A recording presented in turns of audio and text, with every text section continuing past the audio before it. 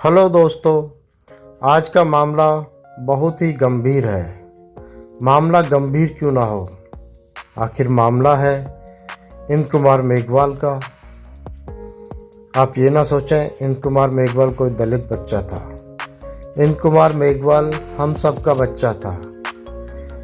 कल हमारा बच्चा भी इस हादसे का शिकार हो सकता है, आपका बच्चा भी इस हादसे का शिकार हो सकता है।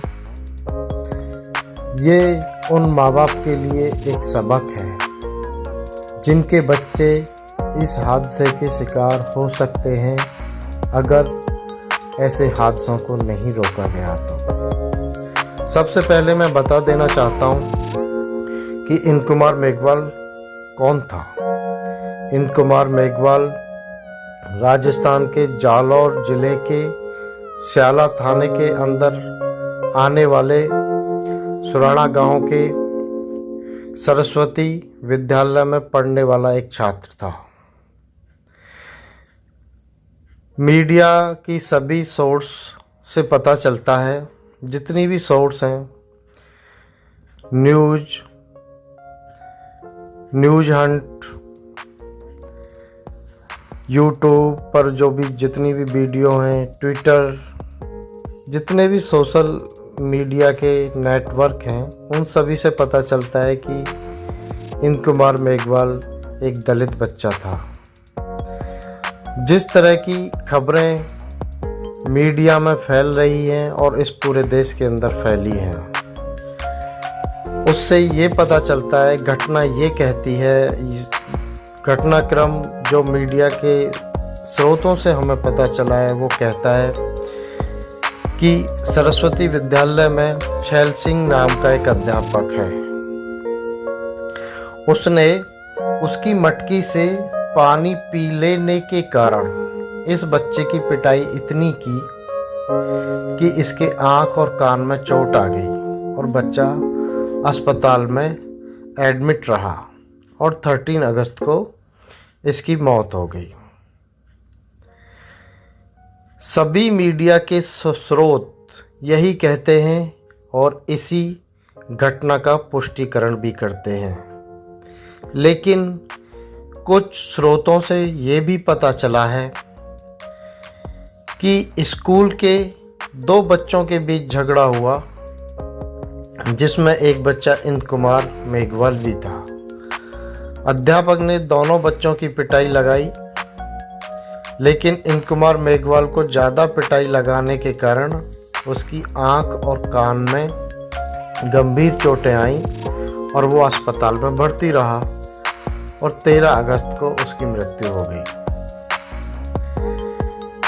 घटना क्रम यही कहता है, लेकिन हम कैसे माने कि कौन सी घटना सही है।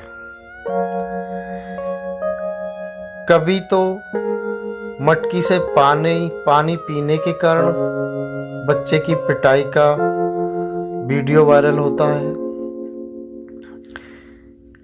कभी किसी स्रोत से ये कहा जाता है कि 2 बच्चों के बीच झगड़ा हुआ था, अध्यापक ने दोनों बच्चों की पिटाई लगाई थी। अब हमको नहीं पता चल रहा कि क्या झूठ है क्या सच है, लेकिन हमें इतना पता चल रहा है कि एक बच्चे की अध्यापक द्वारा पिटाई लगाई गई और अंततः बच्चे की मृत्यु हो गई।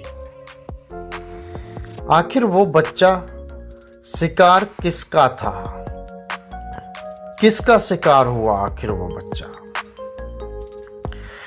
किसने इतनी छूट दी किसी अध्यापक को कि वो बच्चे को इतनी बुरी तरह से पीटे कि बच्चे मृत्यु की कगार पर पहुंच जाए?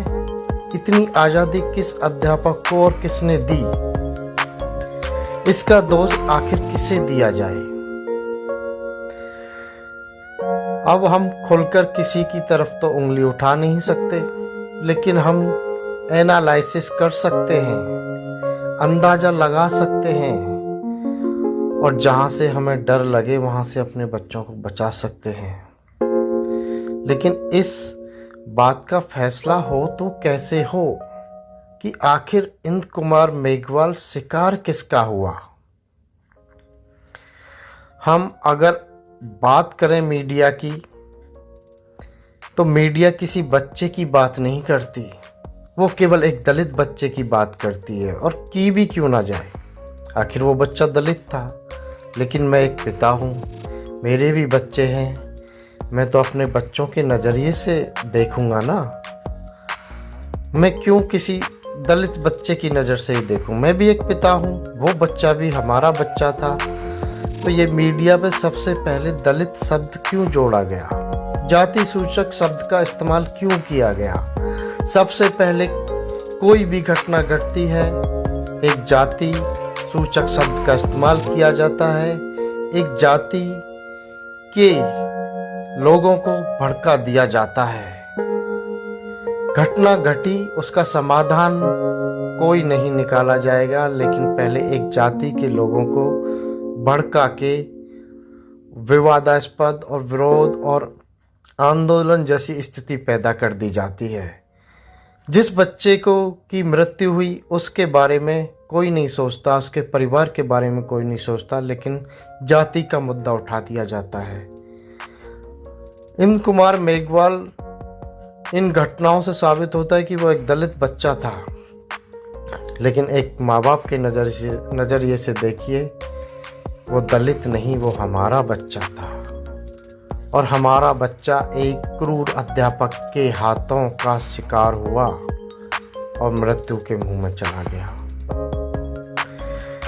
वहाँ की प्रदेश सरकार 5 लाख का मुआवजा परिवार को देने के लिए वादा कर देती है। इस मुआवजे का आखिर पैमाना क्या है? कहीं तो 20 लाख का भी मुआवजा दिया जाता है, कहीं करोड़ों का भी मुआवजा दिया जाता है, लेकिन इस बच्चे के लिए 5 लाख का मुआवजे की घोषणा होती है। कोई ये भी कह रहा है कि 20 लाख के मुआवजे की घोषणा हुई है। लेकिन मैं ये जानना चाहता हूँ, सरकार किस पैमाने के अंदर तय करती है कि इसको इतना मुआवजा दिया जाना है? मुआवजे का एक पैमाना मैं जानना चाहता हूँ। मैं इस मीडिया से भी जानना चाहता हूँ कि वो जाति को किस पैमाने के आधार पर तोलती है। अगर देखा जाए तो अध्यापक एक प्रदेश सरकार का कर्मचारी था। इसके लिए हम क्या प्रदेश सरकार को दोषी माने? अगर देखा जाए तो मीडिया सेंट्रल गवर्नमेंट के अंडर काम करती है, भारत सरकार के अंडर काम करती है। और आप भी जानते हैं, मैं ये नहीं कहता कि वर्तमान सरकार, जब भी भारत सरकार कोई भी हो, मीडिया पर उस भारत सरकार का हमेशा प्रभाव बना होता है। ये झूठी खबरें भी वायरल कर देते हैं और इनकी खबरों से एक आंदोलन जैसा माहौल पैदा हो जाता है। इस मीडिया पर कंट्रोल कौन करे? भारत सरकार क्यों नहीं इनके ऊपर कदम उठाती है? प्रदेश सरकार अपने स्कूल के अध्यापकों पर क्यों नहीं कार्रवाई करती है? क्यों नहीं पहले से गाइडलाइन जारी करती है? क्यों नहीं हमारे बच्चों के पक्ष में, हमारे बच्चों की हिफाजत के लिए नियम बनाती है? भारत सरकार भी बहुत स्ट्रॉन्ग, मजबूत फैसले ले रही है, लेकिन हमारे बच्चों की सुरक्षा के लिए कदम क्यों नहीं उठाए जा रहे? आखिर हम दोष दें तो किसको दें? मीडिया जाति सूचक शब्दों का इस्तेमाल करती है, गलत न्यूज को वायरल करती है, सही न्यूज को वायरल करती है। आखिर आम आदमी सच्चाई से वंचित रह जाता है और इंद्र कुमार मेघवाल जैसे बच्चे इन हादसों का शिकार होते रहते हैं। हम सबको ये आज फैसला करना होगा, हमें अपनी आवाज़ उठानी होगी, लेकिन एक कानून के दायरे में। हमको आंदोलन जैसा माहौल पैदा नहीं करना, लेकिन हमें अपने बच्चों की हिफाजत भी चाहिए। हमें अपने बच्चों की हिफाजत करना है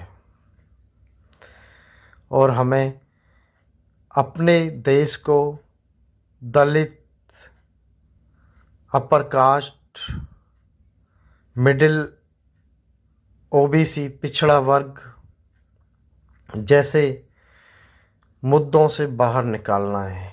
इस भेदभाव से दूर करना है। ये हमारा देश का मुद्दा है, हम सब का मुद्दा है, ना ही किसी दलित का मुद्दा है, ना किसी सवर्ण का मुद्दा है। ये हमारे बच्चों की हिफाजत का मुद्दा है। अगर आज हम एक नहीं हुए तो कब एक होंगे?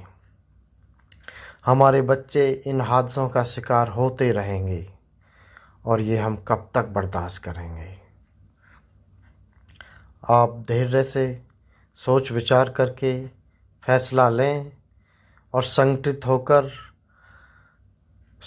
होकर इन होने वाले हादसों से लड़ाई कैसे लड़ी जाए के बारे में सोचें और कानून के दायरे में रह के हमें अपनी आवाज़ को उठाना होगा। हम किसी एक पर उंगली नहीं उठा सकते कि इसका दोषी कौन है, प्रदेश सरकार या भारत सरकार। आखिर दोषी तो वो अध्यापक था।